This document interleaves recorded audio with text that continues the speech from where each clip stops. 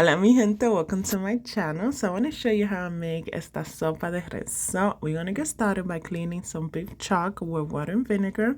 You also want to make sure you pat it dry before you start seasoning. We're going to add some oil because the oil is going to add like a binder for all of the spices we're using for this. Y mi gente, todo lo que estoy usando, every spice that I'm using here, guys, to season my meat, also to season the sopa, it's going to be right in the description box. So make sure you check it out. But just to give you a little idea, I'm using some salt, pepper. Este homemade sofrito, mi gente. Oof, that's one of the videos that I'm going to leave in the description box, how to make my homemade sofrito. So make sure you check it out. So after adding your sofrito, you're going to go ahead and finish it with some Dominican oregano.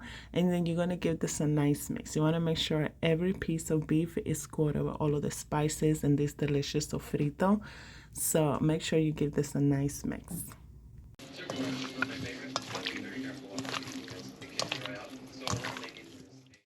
Mi gente, si tu carne no se ve así, you need to add a little bit more of that sofrito. If your beef don't look like that, add some more of that sofrito.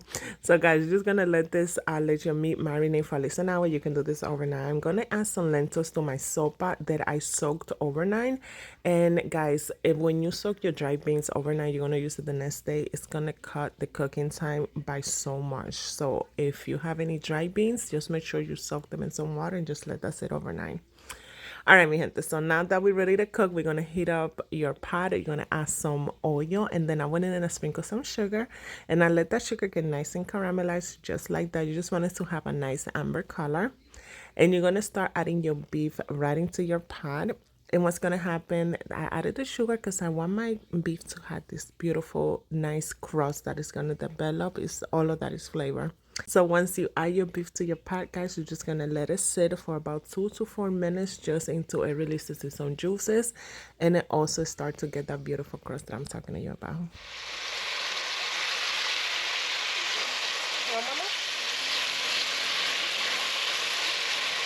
So mi gente, you see that beautiful crust that this beef just has, and that is what you're looking for. All of that is flavor. So we just end those bits on the bottom. All right, guys, so now I'm happy with how my beef looks like, so I'm just going to go ahead and start adding my other ingredients. So I'm adding about 1.5 cups or a little bit more of red wine. I'm also adding some beef broth and just enough water to cover the beef. And then after adding your liquids, you're going to go in and add some herbs. I'm going to add 2 bay leaves and some thyme.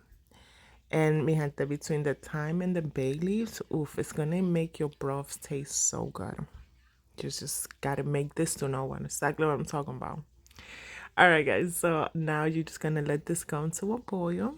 And then you're going to lower your flame to low medium. And then you're going to cover this up and you're going to let it cook for at least an hour. But then you want to stir it here and there during that time. So that's why I stumbled last time, bro. I don't know what I thought I was doing. Oh my God, this is hard. Okay, mi gente, so mi carne de res has been cooking for an hour already. So I just want to show you what point we add with our beef. So it's not quite tender yet like I want, but it's to the point that I can go ahead and start adding my other ingredients and everything is going to cook together. So now you're just going to go ahead and remove that thyme stem. And we're going to start adding our other ingredients. All right, mi gente, so we're going to first start by adding our garlic. And then you're just going to let your garlic cook for about 30 seconds. Mi gente, I have some hot water heating up in my kettle. Do not add cold water to your pot because what's going to happen is just going to lower the temperature in there. So just some hot water will do. And I'm also going to go ahead and add my vegetables. So I have here some pumpkin, carrots, corn, and also some potatoes.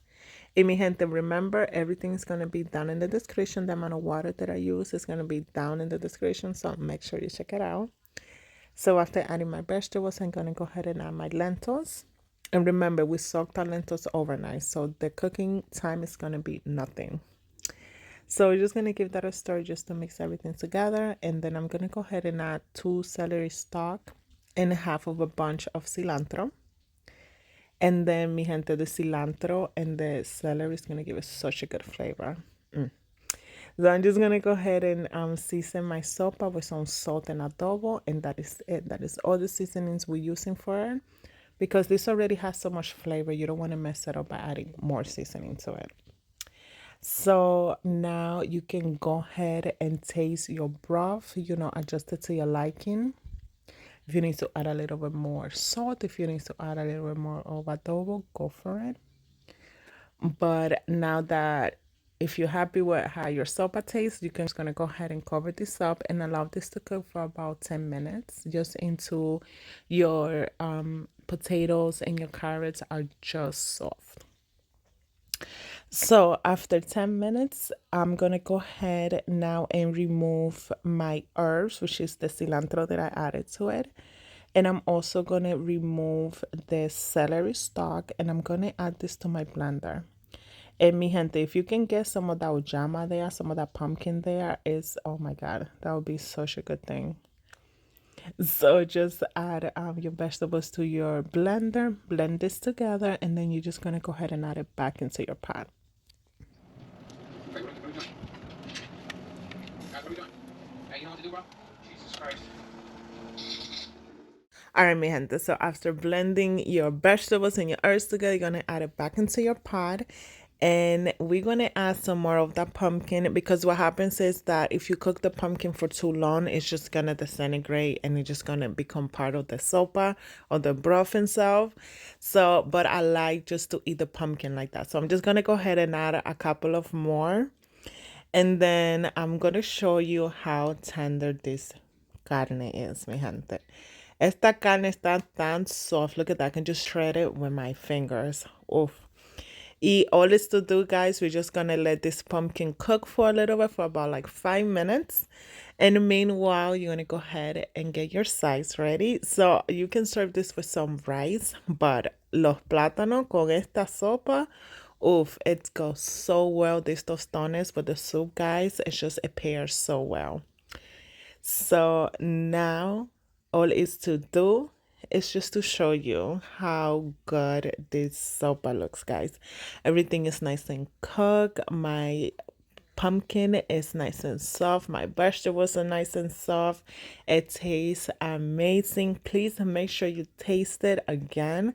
Adjust it to your liking before you serve it, guys. But this sopa está tan buena. That broth, it came out so good, guys.